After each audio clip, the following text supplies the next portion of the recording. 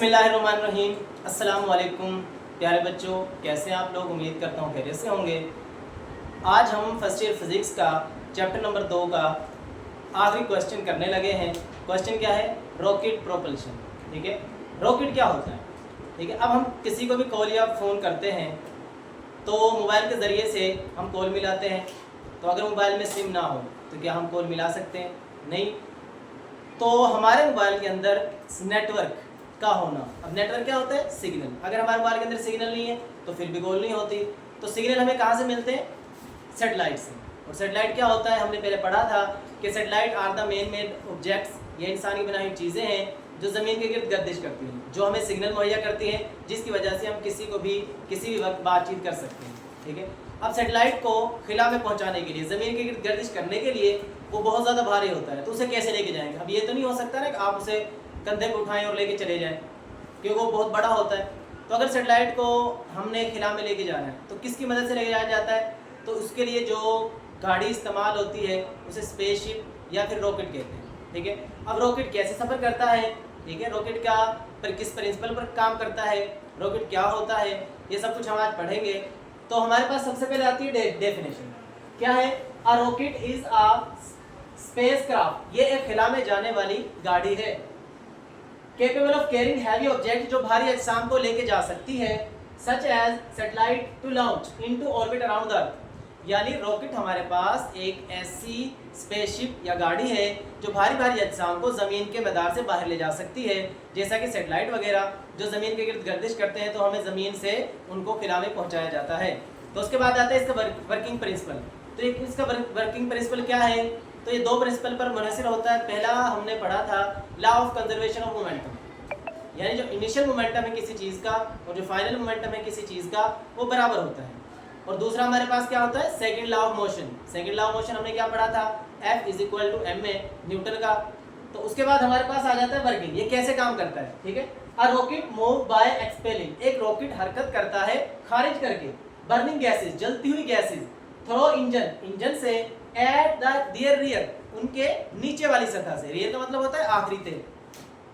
The ignited fuel, जलता हुआ ईंधन, turns into high pressure, high speed pressure, वो बदल जाता है एक बहुत ज्यादा स्पीड क्या में? प्रेशर में, गैस में। High speed pressure gases, the rocket gain momentum, और वो मोमेंटम हासिल कर लेता है कितना? ऑफ गैसेस, गैसेस के जरिए से एक्सपेल्ड फ्रॉम द इंजन, और वो खारिज कर दिया जाता है बाहर इंजन के जरिए से। इसका क्या मतलब हुआ कि हम इस जो रॉकेट है उसके अंदर फ्यूल होता है, जब फ्यूल जलेगा तो वो खारिज होगा किसकी तरह से? बहुत ज़्यादा प्रेशर के साथ गैसेस की शक्ल में। तो जो फ्यूल हमारे पास होता है जब वो नीचे की तरफ खारिज होगा तो न्यूटन का तीसरा कानून क्या है?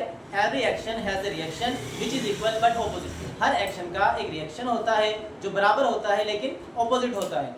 जब गैसेस नीचे जाएंगी तो वो प्रेशर जनरेट करेंगी और उसमें जो स्पीड आएगी वो ऑपोजिट आएगी। मिसाल के तौर पर आप गुब्बारे में हवा भरते हैं, गुब्बारे में हवा भरने के बाद आप उसको उल्टा करके छोड़ते हैं तो गुब्बारा ऊपर की तरफ जाता है। ठीक है, तो इसी असूल पर रॉकेट भी काम करता है। उसके बाद हमारे पास आता है फ्यूल।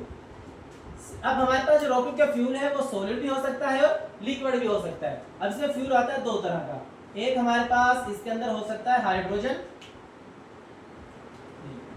एक हमारे पास इसके अंदर हो सकता है नाइट्रोजन गैस, प्लस ये सॉलिड शक्ल में होती है, और हमारे पास होता है ऑक्सीजन। ऑक्सीजन, और जो हमारे पास इसका फ्यूल है वो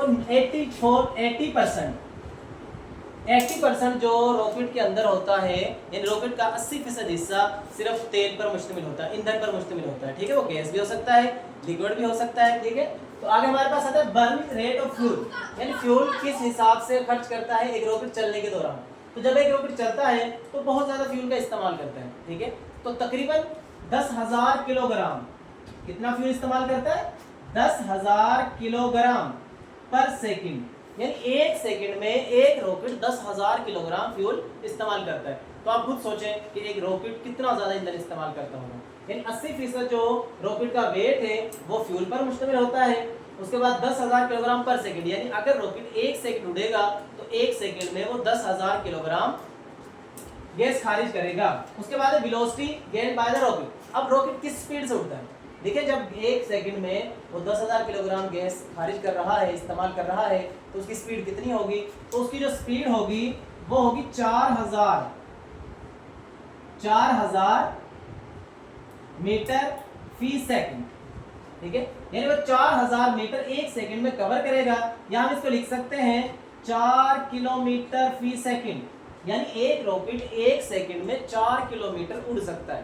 यानी एक सेकंड में एक रॉकेट 10,000 किलोग्राम पर सेकंड ईंधन इस्तेमाल करेगा और 4000 मीटर फी सेकंड या 4 किलोमीटर फी सेकंड, यानी एक सेकंड में 4 किलोमीटर का फासला तय कर लेगा। उसके बाद acceleration of the rocket. Acceleration क्या होता है? Change in velocity. जैसे जैसे रॉकेट ऊपर जाता जाएगा तो उसकी वेलोसिटी में भी बदलाव आता जाएगा। तो हमारे पास क्या होगा, लेट फर्स्ट कर लिया m is the mass. m क्या है? मास है किसका? रॉकेट का। Of gases and v is the velocity of gases related to rocket. ठीक है, अब मैंने आपसे कहा था कि रॉकेट जो है वो गैसेस का इस्तेमाल करेगा और वो गैसेस किस तरफ जाती है? नीचे की तरफ निकलती है।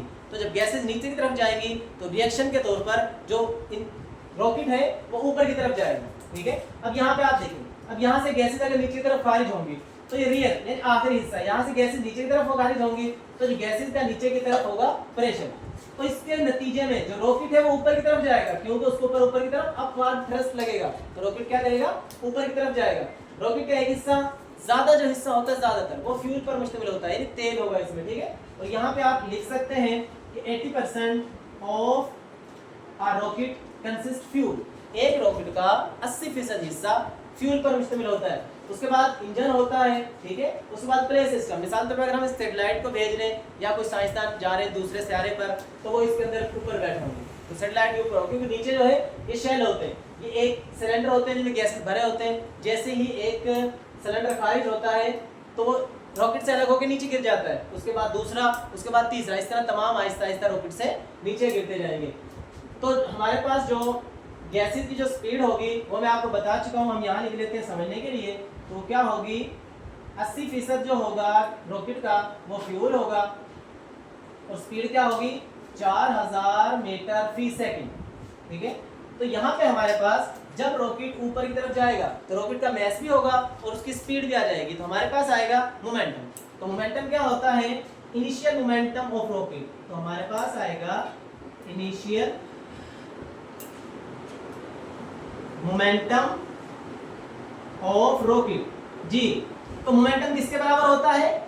mv के, मास और वेलोसिटी के।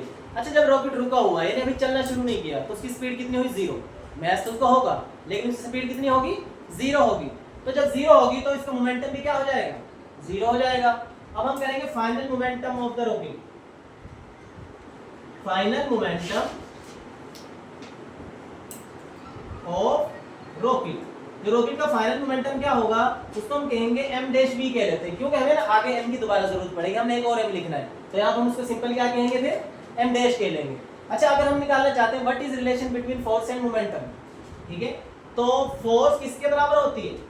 एज फोर्स बराबर होती है change in momentum by time. तो चेंज इन मोमेंटम क्या होता है? Force is equal to final momentum minus initial momentum divided by time. ठीक है, अब इसको अगर हम यहाँ हल करते हैं, देखिए फाइनल मोमेंटम मेरे पास 0 है तो F इज इक्वल टू 0। ठीक है, और फाइनल मोमेंटम मेरे पास है m dash v minus initial momentum मेरे पास क्या है? 0, और नीचे मेरे पास क्या है? t। तो F बराबर हो गया m dash v divided by t। ठीक है, तो जो m बटा t है ये हम यहाँ पे देखें तो किलोग्राम मास का यूनिट क्या होता है? किलोग्राम। तो हम यहाँ लिख सकते हैं मास, और सेकंड किसका यूनिट होता है? टाइम का। ठीक है, तो इसकी जगह m डैश t की जगह पे हम यहाँ पे कैपिटल M लिख लेंगे। तो F मेरे पास आएगा कैपिटल M, ठीक है, और साथ में आगे v। तो ये हमारे पास आ गई फोर्स ऑफ यानी momentum due to force. Force की वजह से जो मोमेंटम आएगा एक रॉकेट के अंदर। आगे मेरे पास क्या होगा? अब हमने पढ़ा है एज वी नो दैट, ठीक है, as we know that. Newton का दूसरा कानून क्या कहता है? F is equal to ma। F is equal to ma। ठीक है, अगर यहाँ पे मैं F की कीमत दर्ज कर दूं, देखिए ये हमारे पास होगी इक्वेशन नंबर 1, और ये हमारे पास क्या होगी? Equation number 2। ये हमारे पास होगी इक्वेशन नंबर 2। तो अगर हम दोनों का मुवाजना करें, कंपेयरिंग इक्वेशन 1 एंड 2, तो हमारे पास आएगा कंपेयरिंग इक्वेशन 1 एंड 2। देखिए दोनों फोर्स के बराबर है, तो फोर्स के बराबर है तो हम यहाँ पे लिख सकते हैं इसके साइड क्या है mv, तो हमारे पास है mv, ठीक है। इसकी साइड क्या है ma। देखिए यहाँ से अगर मैं एक्सेलरेशन निकालना चाहता हूँ तो m यहाँ पे क्या कर रहा है, ठीक है, ज़रब करा, इधर क्या करेगा, तकसीम करेगा, तो m divided by mv divided by small m is equal to a। तो ये हमारे पास आ गया एक्सेलरेशन ऑफ द रॉकेट, ठीक है जी। तो उम्मीद करता हूँ आपको क्वेश्चन समझ आ गया होगा, बहुत ही आसान क्वेश्चन था, तो वैसे पेपर पॉइंट ऑफ व्यू से भी इम्पोर्टेंट है।